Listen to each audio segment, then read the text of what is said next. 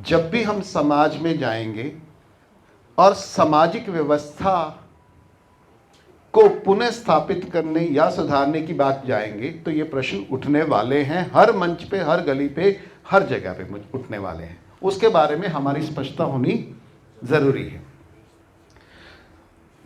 जिस दिन अंग्रेज भारत में एंटर किए, भारत की जीडीपी, हम राजतंत्र में थे, हम मुगल साम्राज्य के अंतर्गत थे, भारत की जीडीपी 26% थी पूरी दुनिया की, जिस दिन अंग्रेज भारत एंटर किए।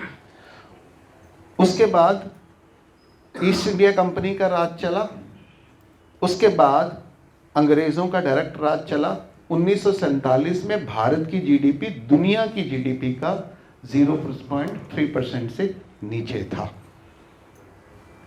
उस समय हम 33 करोड़ थे, दुनिया की जीडीपी का 0.3% से कम था। आज हम 140 करोड़ हैं और दुनिया की जीडीपी का हम दुनिया के फिर से चौथे या पांचवें लेवल की अर्थव्यवस्था है, परंतु हम दुनिया की जीडीपी का केवल 3% है। कितने? 3%। दुनिया की सबसे असमानता वाली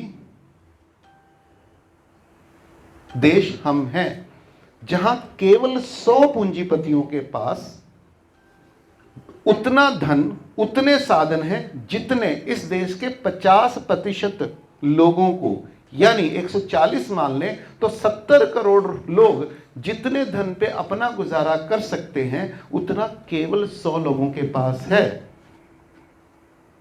और ये जो असमानता है, ये असमानता सबसे ज्यादा बड़ी है जिस दिन हमने लिबरलाइजेशन शुरू किया, हम ओपन कंपटीशन में आए 1990 के 91 के बाद। इस समय हालत यह है कि जितना भी पिछले 40 साल से 35-40 साल से जितना भी हमने इकोनॉमिक विकास किया है, उसका 77% केवल 100 लोगों की जेब में गया है। मैं सही कह रहा हूं था? कितना परसेंट? 77। कितने लोगों ने काम किया? 100 लोगों ने काम किया। 100% 140 करोड़ ने 135-40 बढ़ते गए, जितने भी थे सभी भारतीयों ने मिलकर काम किया। उसका फल किसकी जेब में गया? उसका 70% 100 लोगों में, और 80% लोगों के खाते में केवल और केवल 3% हिस्सा गया है। यानी इस देश की ये आजादी झूठी है, सारी जनता भूखी है। ये सवाल त्यों का त्यों खड़ा है या उससे ज्यादा विकराल होकर खड़ा है। हम शहर दिखा सकते हैं, हम अंडर स्मार्ट सिटी दिखा सकते हैं, हम स्टैच्यू ऑफ यूनिटी दिखा सकते हैं, हम सेंट्रल विस्टा दिखा सकते हैं, परंतु क्या हम ये भी दिखा सकते हैं कि आज भी भारत का एक सामान्य नागरिक, जिसमें भारत की 80 करोड़ जनसंख्या है, आज भी उसको 5 किलो अनाज 2 साल से फ्री बांटा जा रहा है? कितनी? 80 करोड़ जनसंख्या, और ये इस बजट में पास हुआ नियम है। और यह भी हमारी सत्य है कि इस देश के किसानों ने, जहां हम अनाज भी इंपोर्ट करने की स्थिति में पहुंच गए थे, तो इसी देश का प्रधानमंत्री कहता है हम पूरी दुनिया को खिला सकते हैं, और अनाज भेजना शुरू कर दिया। और हालत यह है कि जिस देश में 3 साल का अनाज रिजर्व में था, आज आपके पास 8 महीने का भी अनाज रिजर्व में नहीं है। और आपकी जो इस साल की प्रोडक्टिविटी है वो 30% कम हो गई है।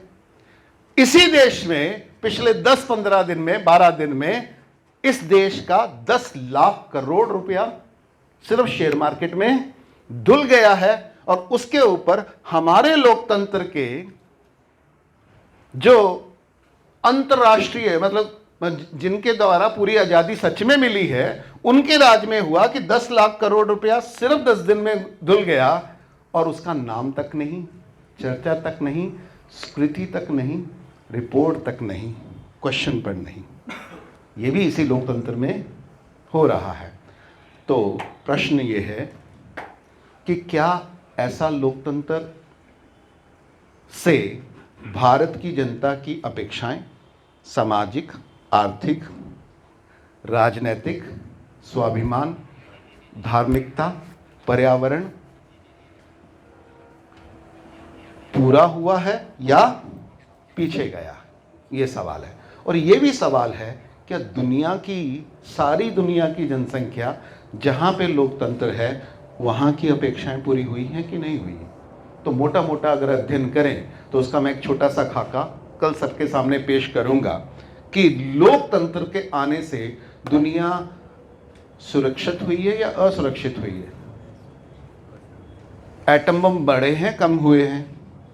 पर्यावरण दूषण बढ़ा है, कम हुआ है? असमानता बढ़ी है, कम हुई है? राइट?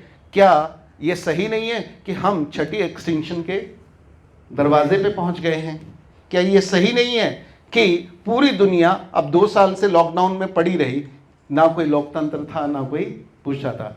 तो ये नहीं हुआ हमारे सामने कि मात्र और मात्र एक नकली बीमारी के बहाने पूरी दुनिया के सारे राजनीतिक, सामाजिक, आर्थिक जो अधिकार हैं वो खत्म किए गए और कुछ चुनिंदा लोगों के हाथ में दे दिए गए। वहां की सुप्रीम कोर्ट भी चली गई, वहां की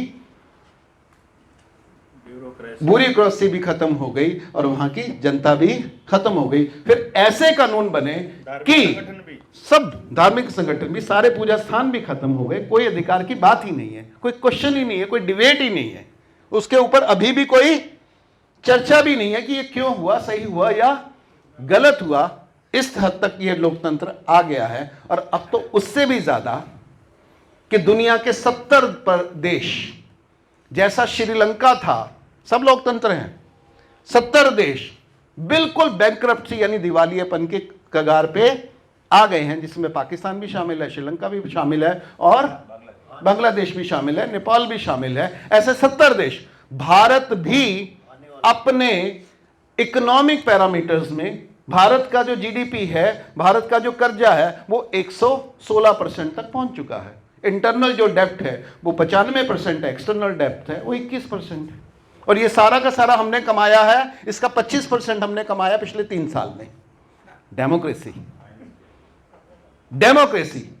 इस समय इस हॉल में बैठा हुआ, इस समय इस भारत में पैदा होने वाला हर बच्चे के ऊपर 97,000 रुपये का कर्ज है और उसमें से 80% कर्ज सिर्फ पिछले 8 साल में पैदा हुआ है। डेमोक्रेसी है। और हम बहुमत की सरकार में हैं, लोकतंत्र की सरकार में हैं, हम दुनिया के सबसे पॉपुलर प्रधानमंत्री के साथ में हैं। राइट? तो ये सारे के सारे सवाल हमारे सामने हैं और बड़ी बात यह है कि इन प्रश्नों के ऊपर जो चर्चा आज तक हुई है वो इस तरह से नहीं हुई। ये चर्चाएं केवल पार्लियामेंटों में हुई, ये चर्चाएं केवल एकेडमिशियन ने की। अब ज़रूरी है कि हमारा लोकतंत्र, हमारी व्यवस्था, हमारा समाज कैसे चले, इसकी चर्चा गली गली, मोहल्ले मोहल्ले में होगी। क्योंकि 1947 में कुछ लोगों ने बैठ के अपने आप को भारत का नागरिक, भारत का रिप्रेजेंटेटिव तय करके एक संविधान बना दिया और उसके ऊपर we the people of India लिख दिया, परंतु वी द असली लोगों से कभी पूछा ही नहीं। अब हमको वो जो प्रोसेस वहां रुक गया, उस प्रोसेस को फिर से रिवाइव करने की जरूरत है। और 140 करोड़ लोगों की असली जरूरतें क्या हैं, अपेक्षाएं क्या हैं, राइट, उनको फिर से समझना जरूरी है। और ये जो लीडरशिप का जो सेशन है वो इसीलिए है कि आप लोग जनसाधारण के साथ इन प्रश्नों को किस तरीके से समझते और रखते हैं। ये बात है जी।